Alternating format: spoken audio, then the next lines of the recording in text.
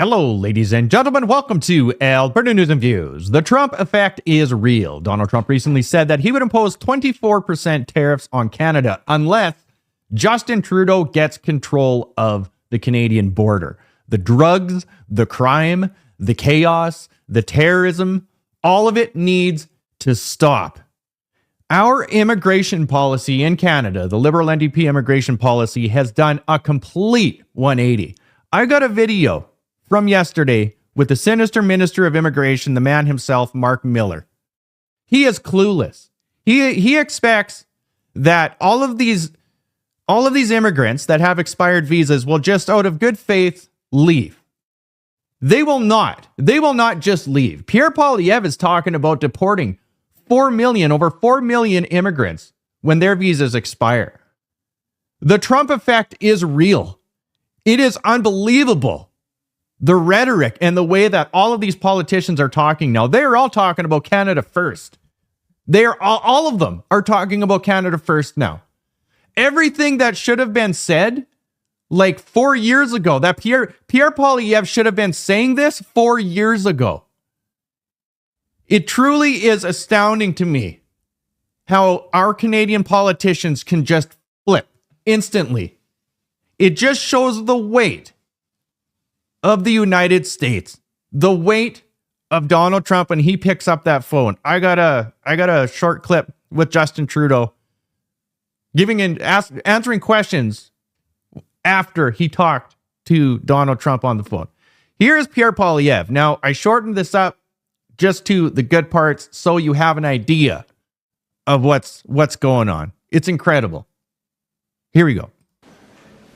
Look, President Trump has the right to put his workers and his nation's security first. I will put Canada's workers and Canada's security first. We need a Prime Minister with the strength and the smarts, the brains and the backbone to stand up for this country, to rebuild our security, our military, and our economy. That is what I will do. Let's bring it home. Should Canada have less reliance on American trade, in your view? That's a nice idea. It's a very nice idea. We live next door to the biggest economic and military superpower in the history of the world. We can fantasize about other trade partners, but I'm interested in reality. We've been fantasizing for the last 9 years, and look where it has got us. What we actually need to do is stand up for our economy by axing taxes, unleashing free enterprise, having a massive boom in our energy and resource production, and standing up for our country against unfair tariffs abroad. Aside from all the measures that you laid out, would you be willing to retaliate? If necessary. Si nécessaire. You're asking the Prime Minister to put aside his partisanship. Will you put aside yours and join the government in a Team Canada approach? I'm making nonpartisan suggestions today. But let me be clear. What we don't need is a spectacle of a bunch of politicians sitting around tables, meeting, and holding photo ops. I know that would be a wonderful spectacle for all of you. You would all enjoy that kind of interpersonal theatrics. But what we really need is an action plan with tangibles. So bottom line, Trudeau's got to axe the carbon tax. He's got to lift the production cap on Canadian energy. He's got to rebuild our military and secure our borders. That is a real plan to protect our economy and our security and put Canada first, and that's more important than photo ops and meetings between politicians. What do you think about the idea of Canada striking a separate bilateral agreement with the U.S., separate from Mexico? Do you endorse that idea? Canada first. Let's put it this way. One, I only care about Canada. I want to put our country first. Two, America is responsible for over 60% of our trade. We trade more with the U.S. than we do with the rest of the world combined. I will do what is necessary to preserve and protect that relationship above all others. $250 checks. Has your party decided if you support them? And can you also respond to the demands from the Bloc and NDP to expand it even further? So, first of all, we will make our final decision and formalize it tomorrow at our caucus meeting, as always. But with our GDP collapsing, with $500 billion pouring out of our country, and with Canadians lined up at food banks, our priority is not to save you 10 cents on a bag of potato chips right before quadrupling the carbon tax on your heat, housing, gas, and groceries. What we need is a real common sense plan to slash bureaucracy and waste in order to bring down taxes, inflation, and interest rates. And we will answer. We also know that on the checks, Justin Trudeau has said, when he was asked about checks not long ago, he said, if you give out checks, you drive up inflation by exactly the same amount. If you have an economy with 10 apples and $10, it's $1 an apple. If you double the number of dollars in the economy to 20 and you still only have 10 apples, well, now it's $2 an apple. You're not actually increasing purchasing power by printing money, borrowing cash, and sending out checks. What that has done after 9 years of Trudeau has given us the worst inflation in 40 years, the worst housing price inflation in the G7. We have people living in poverty. They can't find homes. We need a real common sense plan to permanently axe the carbon tax, axe the sales tax on new homes, so that Canadians can earn a powerful paycheck that buys affordable food, gas, and homes in safe neighborhoods. Nous avons un véritable. What Pierre Poilievre is asking Justin Trudeau to do is actually be somebody else. He is asking Justin Trudeau to be conservative, to adopt conservative policy. This will be a true test for Justin Trudeau to see if he actually cares about Canada, the country, and our democracy. It's astounding. I really don't understand why Pierre Poilievre didn't say Justin Trudeau needs to call an election and get out of the way so I can get this job done. This is a golden opportunity for Pierre Poilievre to tee up Justin Trudeau and just punt him. Get him out of the way. He can call him out now because this is a Trudeau tariff. That's what this is. All of our problems right now are because of Justin Trudeau. Pierre Poilievre should have said that. This is a Trudeau tariff. Here is Prime Minister Justin Trudeau answering questions about Donald Trump after he talked to him earlier today. Here we go. We obviously talked about laying out the facts, talking about how the intense and effective connections between our two countries flow back and forth. We talked about some of the challenges that we can work on together.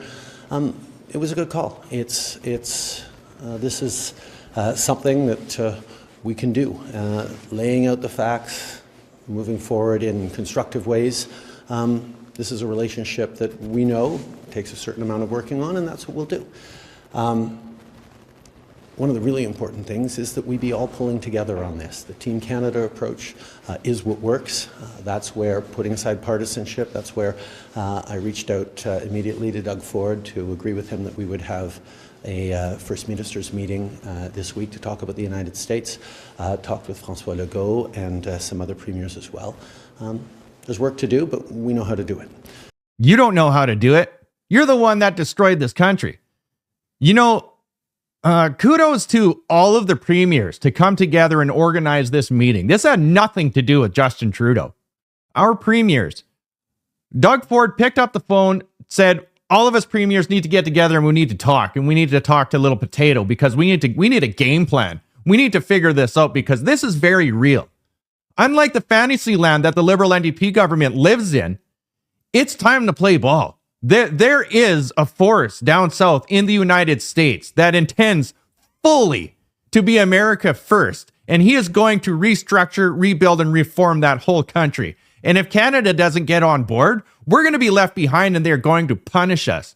Justin Trudeau looks like a whipped pup, and he is talking like a whipped pup. I would love to know what Donald Trump said to him. It was probably along the lines of, get your shit together or I will shut you down. Because they can.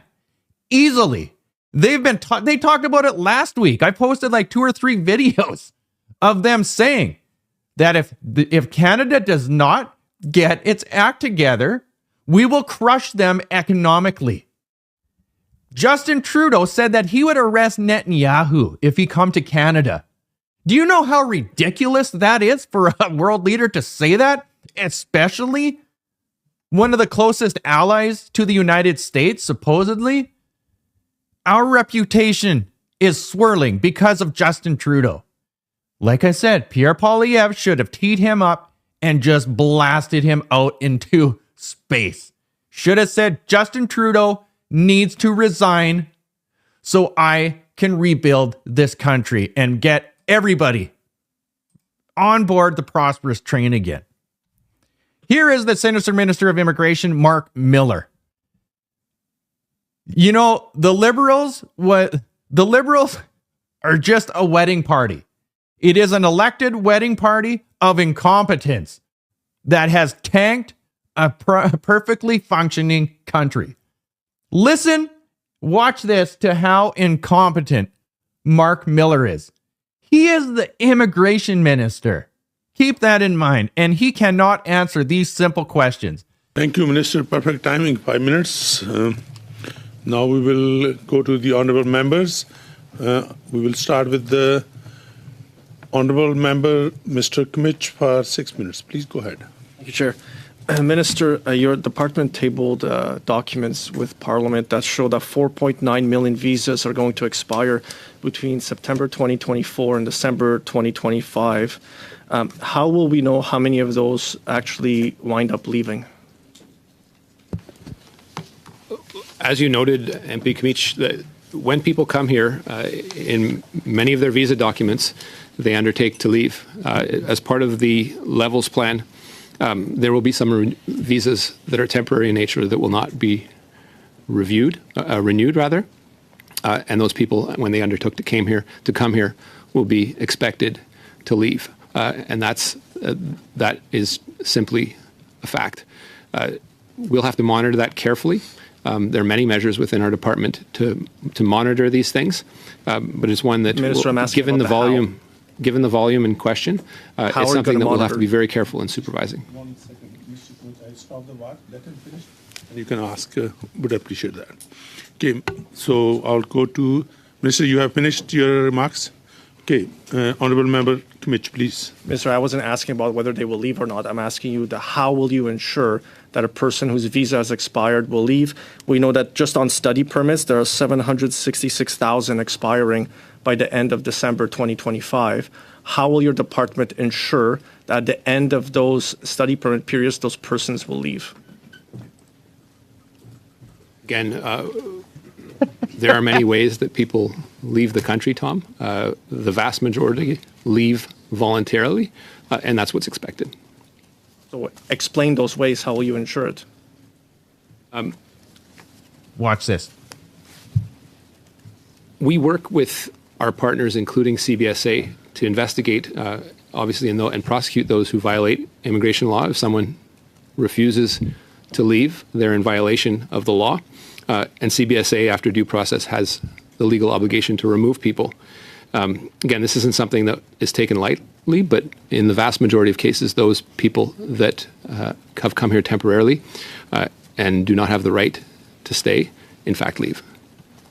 So then my next question will be, your plan calls for a cap on international students, 485,000 2024, 437,000 2025. There's been adjustments to those. So obviously there's a discrepancy between the two. So how many do you project will leave the country then at the end of December 2025? All 766,000? What's the proportion? What are the forecasts the department has? You'll have to be clear on that. A discrepancy between what and what? Between the number of people who will be allowed into the country and then the number of people who will be on a study permit that's expiring. So those who are expiring the end of December 2025, how many of them will actually leave? Are you saying 100% will be expected to leave, or are you going to send CBSA to chase all 766,000? You know that is not what happens. There are a number of things that occur. Some people actually get renewals. Some people get postgraduate work permits and stay a longer period. And we do work with CBSA to monitor these things. And when Statistics Canada reports on these, they take to account a whole variety of factors in estimating how many people are here and how many people have left. So at the end of this year, 2024, how many international students do you expect to leave, and how many have left so far when their study permits expired? How many have left as so far? of November today? We don't or have October that number. 1st. Can you provide those to the committee? I don't know. We could look into it. Minister, how can you not know? It's in the immigration levels plan. There's a bunch of charts on page 22 starting about temporary resident immigration to Canada, persons who are in the country. It's in the immigration levels plan.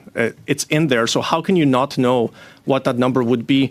There's an order paper question, these government documents that were signed by your parliamentary secretary that were tabled with Parliament that has the numbers. So there's supposed to be expiring study permits in December, 84,642. And then in November, 36,130. In October, 10,182. In the month before, 127,348. So how many of those people are still in the country? How many have received the renewal? And how many of them have CBSA now looking at them?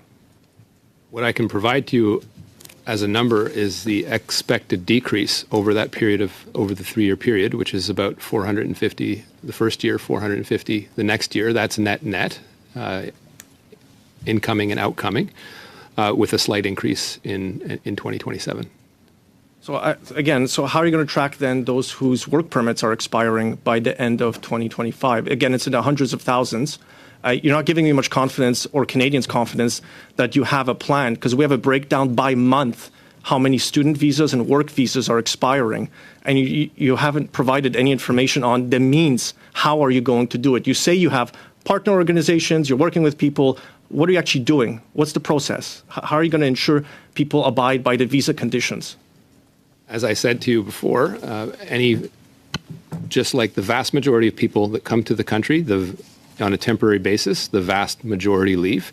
In some cases, increasingly many, I will concede, people decide to choose. They are in a situation of irregularity in that case. Once they have exhausted their remedies, they are removed by CBSA.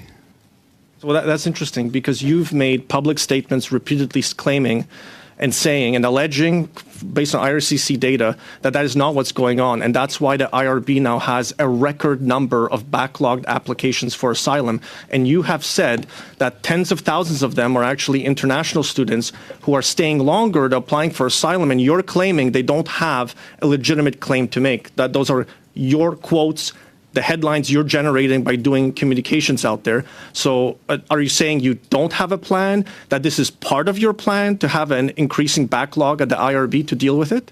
Thank you. The time is up. Minister, you please respond. There are an increasing number of international students making asylum claims, I think with very little hope, given their conditions. They, whether you like it or not, are entitled to a form of due process in this country. I don't think you would purport to deny it to them. Are there things we can do to make sure that's more streamlined? I would encourage you to follow the next few weeks as we propose more amendments to the immigration system and the asylum system. But let's recall that every party in this House, except for the Liberal Party, voted down our asylum reforms in the budget. A bit shameful, considering that Conservatives had proposed these in earlier years, but you chose to play politics about it. This is a system that is in need of reform, and it's in need of reform in the right way. There it is. It's everybody else's fault. His plan is no plan. He is going to do absolutely nothing because he doesn't want to do anything. This is the Liberal NDP party. This is Trudeau's sunny ways we are talking about here. He wants them all here to claim asylum. That was the whole point. Infiltration, destabilization. That is what his prerogative is, and same with Justin Trudeau, and that's why this is so interesting. Pierre Poilievre is going to point this out, and don't forget, this government's going to be gone in October. While Donald Trump, if everything goes to plan, there is going to be mass deportation in the United States. Everything's going to be stopped at the southern border in the United States. It's going to be crazy to see. So while that is going on, and Justin Trudeau is supposed to be securing the border, you can bet that those tariffs are going to be implemented, and fast, because they have no plan on deporting and getting control of the border. This government is completely incompetent, and they are being played by people that are very, very competent in other countries. I will keep you updated with as much as I can when I can. All of you out there, like, share, and take care.